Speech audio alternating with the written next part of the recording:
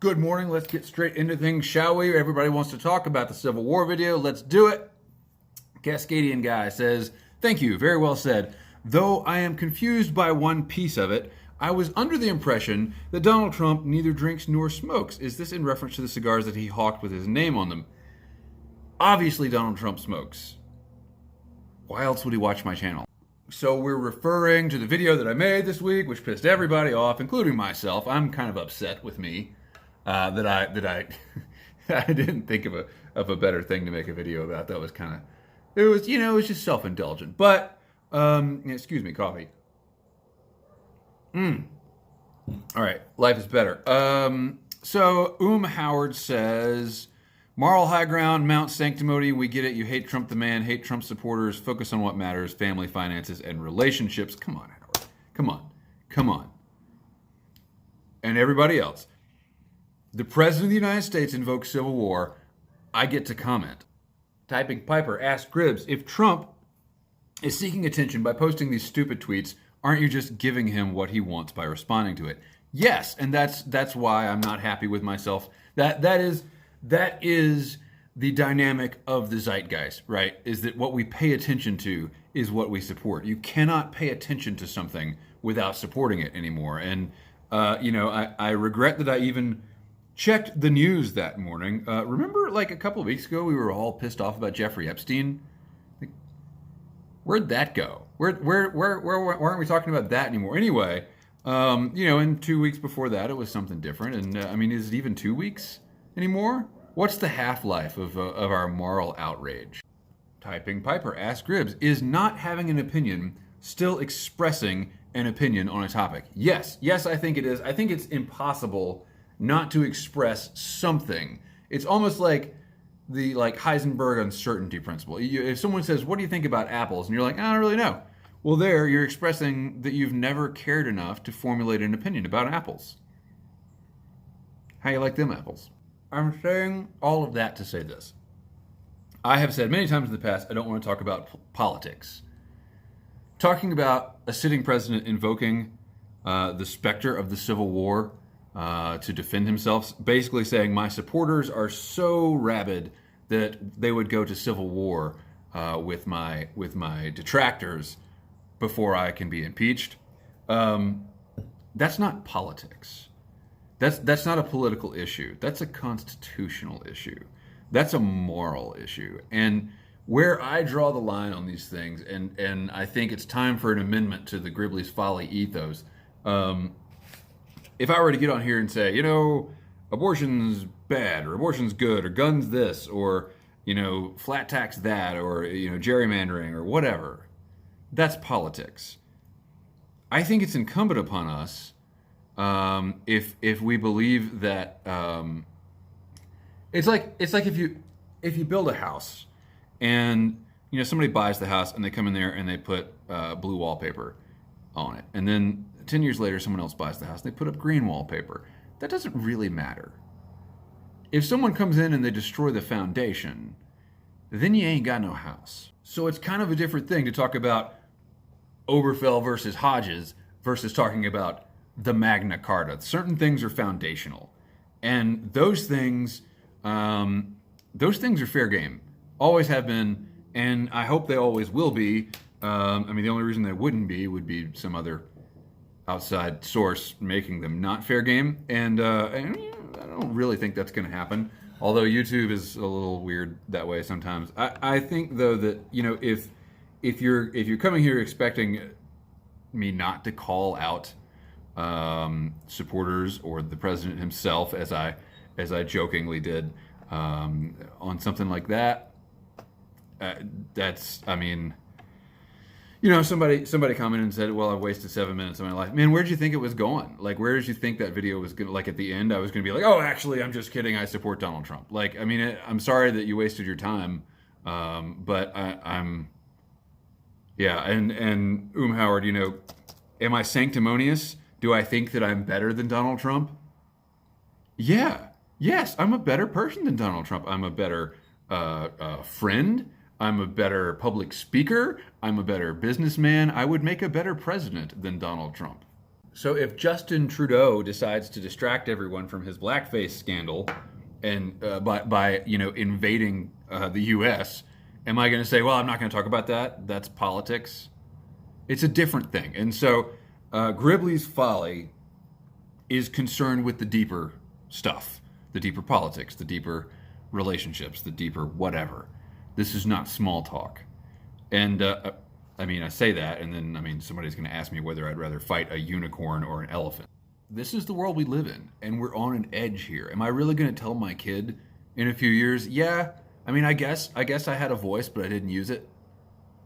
No, I'm not going to do that. So, fair warning, in the future, we're not going to talk about politics, but we are going to talk about politics when I feel like it. It's not something I really want to get into, and but I think there are moments in history where you kind of need to go on record calling for civil war. And someone said, well, he wasn't calling for the president's words matter. The president's words matter. If this were any other president, people would be losing their minds.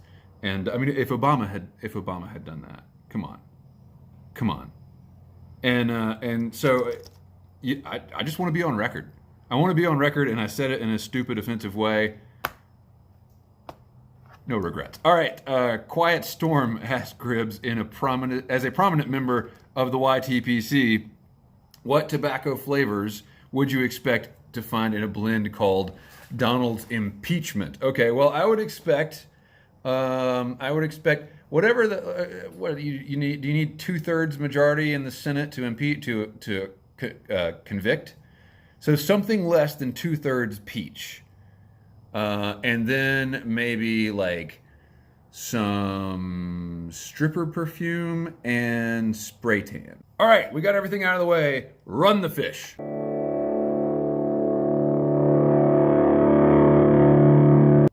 Typing Piper, you got a lull from me on this. I actually laughed out loud. Typing Piper asked Gribbs, what is the perfect cat hunting rifle? And I'll get to that answer, but just so everybody knows, this is the Sunday Antisocial. This is the time each week when I smoke my pipe and complain about humanity while answering all of its questions. And if you have an itching, burning, bloody, swollen, probably ought to be bandaged because the dressing's been on there for a few days now, question for me, leave it in the comments down below with the hashtag AskGribbs. I'll answer any question, including this highly offensive question from Typing Piper. I'm a cat person. It's not really true. It's not. I have one. I like my cat. I like my cat. And I'm not a dog person anymore, so I guess I have to be a cat person. But I don't want any more cats. And I'm not sure that in the abstract, cat hunting would be wrong. Like if you're trying to feed your, we're going to move on. Leave it to me to piss off both Trumpkins and animal rights activists in the same video. So, what's the best rifle? I think it depends on the cat. One of those like really big fat cats might be better served with 22 WMR. I think 22 long rifle would probably be okay for most, and especially kittens. Man, there's nothing to them. This is what happens when I get on a roll. All right, I'm smoking my Dagner, and in it, I'm smoking some HH Old Dark Fired Ready Rubbed, which I believe Typing Piper was also smoking in his. Someone was smoking it in a video I watched this week. I actually got to watch some YTPC videos this week because I now am on the bottom. I'm underneath about 10,000 frames that I need to edit, and I've got some more big projects coming up. I said last week that I was going to be done for the year pretty soon, and yeah, I was wrong. So I'm living with quite a bit of stress right now, which probably contributed to my lapse in judgment. So let's see, what should we answer next? Something lighthearted. Grant Reynard asked Gribbs, did you know you can get protein poisoning from living off meat that's too lean, like rabbit and squirrel? I did not know that you could get protein poisoning. I did know that you could live off lean, or you could eat nothing but lean meat and still die of starvation because it's only protein. So I don't know if that's what you mean by protein poisoning. What scares me more is prions, whatever the things are that are like chains of proteins that live in squirrel brains, and they can get into your brain and like make you, well, they kill you basically. That's pretty scary. The reason that these ghastly questions are coming up is because I have been trying to outfit my rifles for squirrel hunting. Here's the update on that. I sat there with my finger on the add to cart button for like $400 worth of accessories for my 1022 today, somehow justifying that in my head. And I might still do it actually. Yeah, I want to bring you guys along. I haven't been back to the range. I was gonna go yesterday, but it didn't work out. And I am either going to sell the 1022 to a buddy of mine, and then buy something else, or I'm gonna trick out the 1022 like I always said that I wouldn't. It's just a rabbit hole I never want to go down. But I did polish the trigger. I didn't reshape the trigger because of bad experiences in the past. But I did polish the trigger, and the trigger is acceptable now. Whereas before, I thought I was gonna have to spend money to upgrade the trigger, and I don't think I will. And what else did I do? I did the bolt hold open mod, or the auto bolt release mod. So if there's anybody out there that's into 1022s, you know what I'm talking about. If not, you probably don't care. Let's move on. David, 35445, ask Gribbs, what is your best squirrel recipe? That is easy, David. That's easy. I go out, I shoot a squirrel, and I give it to Brad. And Brad cooks it, because Brad's a way better cook than I am. And if things are really going well, Brad's mom cooks it. And then it's like this heavenly, like, I don't even know how to describe the amazingness of Brad's mom's squirrel gravy. It's something else. So part of this project, part of the squirrel hunting thing was, number one, to have something to do in the fall when I'm not, or in the late fall, when I'm not fishing. Of course, it's still 90 degrees here, so maybe I can fish all year this year. I don't know. But I want to learn how to cook a squirrel like on a stick over a fire. And other small game too. I'm interested in. We talked a little bit in the comments. Oh, it was Timber Drifter that said something about I wasn't a real man if I wasn't willing to gut a rabbit in the field or something like that. And it's probably right. It's probably right. Rabbits, at least, are their own thing, and squirrels are just rats with better PR. You know what I mean? So I actually would rather hunt rabbits, but I don't know how to do that. Don't you need like foxes? And no, you don't hunt rabbits with foxes. You hunt foxes with dogs. And then I think you can also hunt rabbits with dogs. Or do you just walk around until you see a rabbit? Like, how many rabbits do you see just walking around? I see plenty of squirrels walking around, but usually it's because of looking at people's bird feeders. Can't really shoot there. I mean, I guess you could, but only if there was like a shoebox full of kittens to act as a backstop. All right, Francis Barnett asked Gribbs, if by a strange chain of circumstances, yourself and Shovel and Shane were obliged to accept employment as characters at Disneyland, which characters, regardless of gender, would you both be? And which of you would be the first to get fired? I posed this question to Shovel and Shane via text message, and he responded that he would like to be the genie and the lamp from Aladdin. I would be the genie and he would be the lamp because he likes to get rubbed. So I think that already answers the last half of your question too.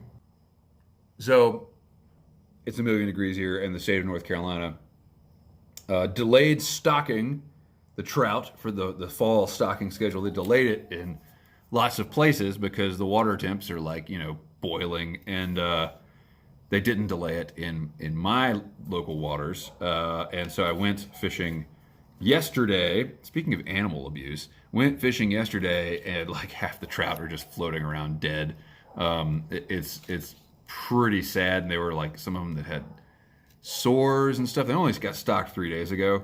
And it's kind of common for some fish to get beat up in the stocking process, but I think that these fish just aren't really able to heal because it's so hot. And anyway, I was leaving the river, and I stumbled upon this dude who was he was trying to revive like a 20-inch rainbow and couldn't do it. And he was upset. He was not pleased with that situation. And I mean, it was upsetting. You know, it's like, and I asked him, I was like, was it a long fight? And he was like, no, I pulled it right in. So I mean, it was probably dying anyway. But yeah, I mean, he put it in the river and propped it up with some rocks so it didn't immediately go belly up. So he, you know, we could walk away and not like, we could pretend, we could tell ourselves that the fish was going to live. Yeah, that's pretty sad. So Living Free Outdoors says, I've gone back and watched some of your older videos as well as the new. I think I have a good feel for the type of pipes that you like. If you get a little extra cash, you should definitely look into the Tom Eltang Basics series / line. I think it might be a new Max favorite. So for me, a little extra cash is like $25. Like I will agonize for a month about how to spend $25. I looked up the Tom Eltang. Well, you know, I didn't look up the. Hang on. Okay. I see what you were saying because the Tom Eltangs that I saw in smoking pipes were like $500-600.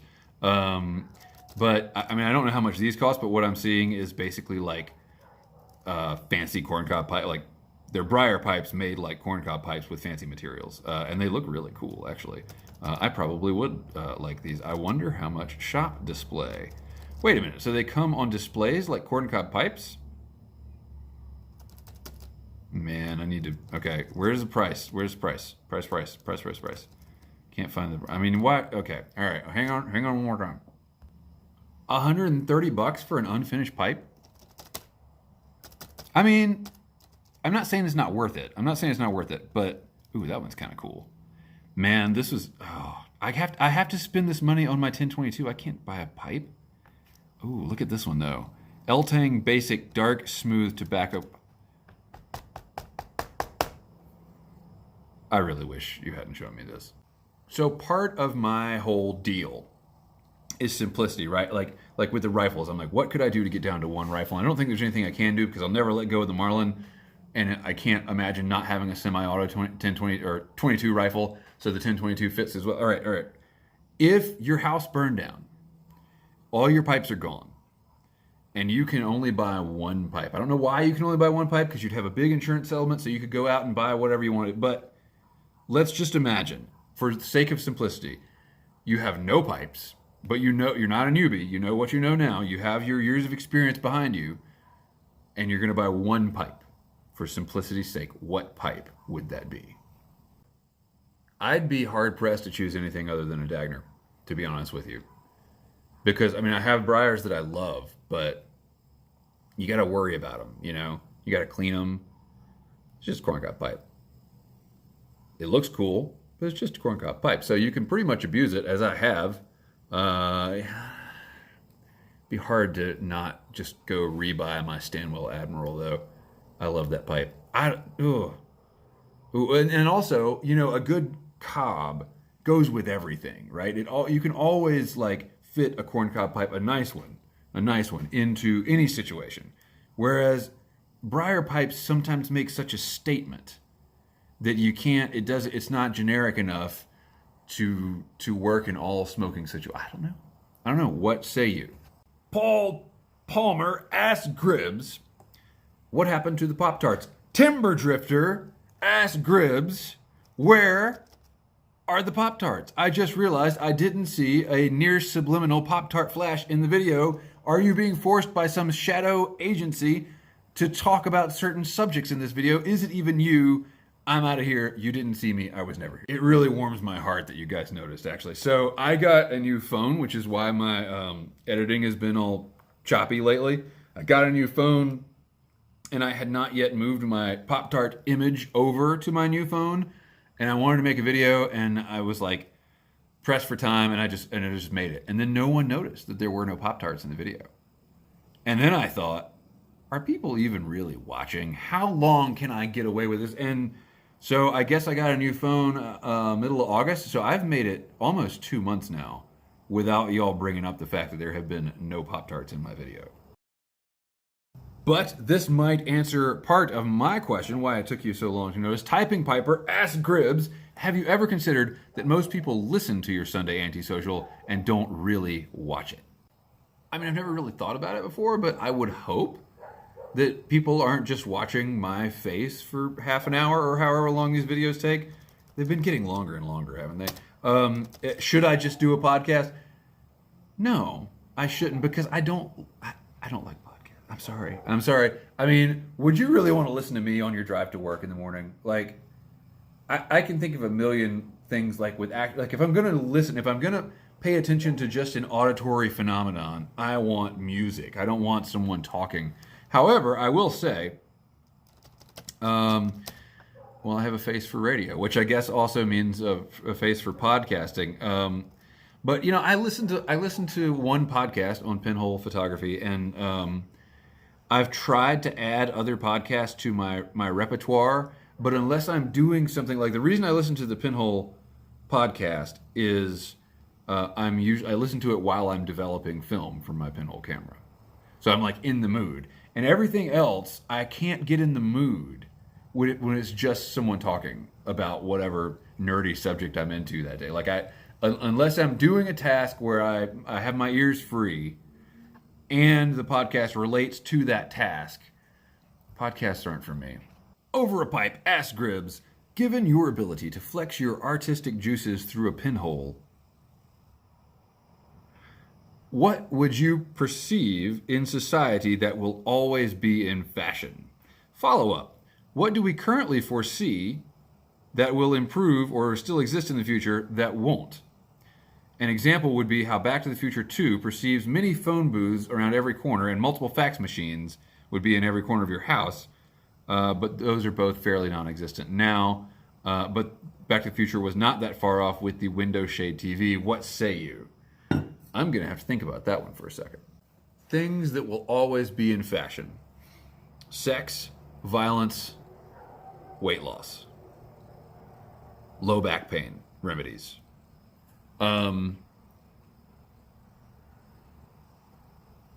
power, political propaganda.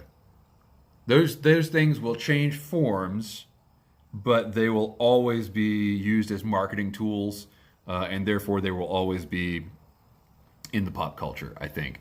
So, I mean, I guess unless you get to the point where, no, even then, if you've got sex bots, you got to sell your sex bots somehow, right? So, yeah, it's been a long time since I've seen Back to the Future 2. Things that won't exist in the future that we think will: implants. Like, oh, I'll just have my smartphone implanted into my brainstem. No, you won't, because technology changes so fast, you wouldn't want to have a new surgery like every 6 months to get the newest implant. And even, oh, well, you know, we'll put a port into your brainstem and you can change out the module. Like, even so, like, who wants a serial port embedded in their brainstem today? You know, you'd want USB 3.0. And USB, I think, is probably nearing the end of its lifespan. I mean, if you look at FireWire, remember FireWire? You know, I think something better than USB will come along pretty soon. Although I guess the ports do last longer than the media. Anyway, I don't think we'll have implants. I don't think we'll have barcodes. I think that we will eventually get to the point where, well, that's not answering the question. Let me think a little more. Here's something interesting. For all of our technological advances, we still haven't figured out a better way to move people around. The Segway was going to change the world. Remember that? It was going to be like this huge disruptive technology. You know, Tesla's cars are still a train. Well, they're car wrecks, but you know what I'm saying. So if we ever do indeed come up with better, like, flying cars or something like that, I bet it will eclipse cars, buses, trains, maybe not airplanes, but it'll eclipse most mass transit other than airliners, like, overnight. Like, you'll wake up one day and everyone will have whatever the thing is that doesn't require any fuel or something like that. And I mean, honestly, we already have that with nuclear power plants and electric cars, but nobody wants nuclear power plants because, well, kind of a bad thing if they go wrong. But given the fact that we haven't figured out anything else, we're still using the internal combustion engine for most of our travel, I don't see any way around going nuclear. So maybe, I guess the sector of the world economy that goes 100% nuclear first, 100% electric first, will probably. This is off topic. I predict that we'll never really make it into space. I think that's a science fiction trope that is not actually going to happen. If we do, it will be because Earth is on its way out. I don't see humans getting enough wherewithal to do that unless they were under an existential threat. Elon Musk is like, oh, we're gonna go to Mars and smoke pot on Mars or whatever Elon Musk does. I don't know. Anyway, so what? What's on Mars? Like dirt? I think that the cost benefit of going to any place in our solar system is probably not worth it. However, I do think that the potential is there for solar power. I think we're missing something in solar power. So all the greenies that say solar power is the way of the future, I could see it. Because you got to think a tree, its only resources are water and sunlight. And they can be some of the largest living creatures on Earth. So, of course, they take a long time to do that. I don't know. But here's my main prediction. I think that as technology advances, there will be a growing sector of the population, hipsters now, but in the future, they will be like neo-Mennonites that reject, or neo-Luddites, I guess would be the better term. They reject all the technology and live off the grid, but not in the way that we normally think of living off the grid. I think it's going to end up being fashionable to live off the grid.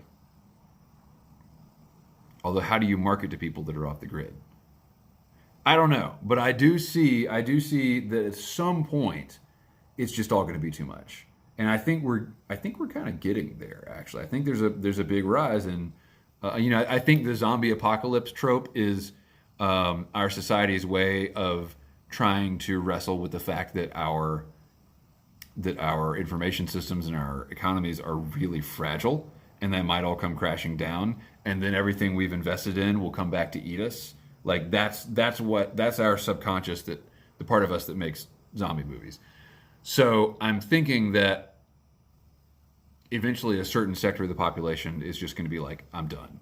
I can't do this. And you see that now with people getting off Facebook. Are they going to go live without flush toilets? Probably not. But I could see communities where there's no internet. I could see that. You want the internet? Go outside the community. That's something I'll predict. I have saved the most important question for last. Front Porch Piper asks Gribbs, when are you up for promotion to the next level of shamanism? All right, it's a multi-part question, but we're just going to get this out of the way. There is no next level. There is no level 50 is as high as it gets, because when you get to level 50, you make the decisions about how many levels of shamanism there are. And I'm okay with 50. So, next part of the question is, if level 50 is the ultimate level, which it is, what incentive is there for perfecting shaman ability? So what incentive do I have to become a better shaman? None. Why would I? I'm already the perfect shaman. I'm at level 50. And, by the way, asks Front Porch Piper, what are the performance requirements for shaman promotion? Those are kind of a little bit shrouded in mystery. But, for example, Gandalf had to get killed by the Balrog. Balrog, however you want to say it. Balrog is how Gandalf said it in the movies. But I don't really know if I trust the pronunciation in the movies, However, what was it? Randall Flagg, he had to basically get nuked by the hand of God, and then he became a demon on some beach somewhere, right? I hope I'm not spoiling anything for you. So I would say that to reach level 50, there has to be some sort of transformation. But in the beginning levels, it's pretty much just like what you see on Achievement Hunter, bend a spoon with your mind, that sort of thing. Even some muggles can pull that stuff off with enough trickery. But it's when you get to my level that you really start to see, start to see all the stuff I can't tell you. Because it's a secret, there are no secrets in the universe.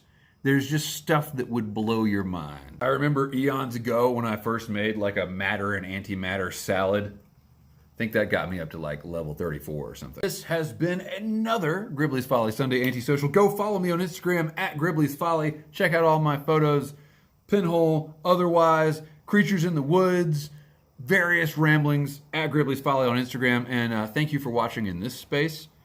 Keep the ends out for the ties that bind.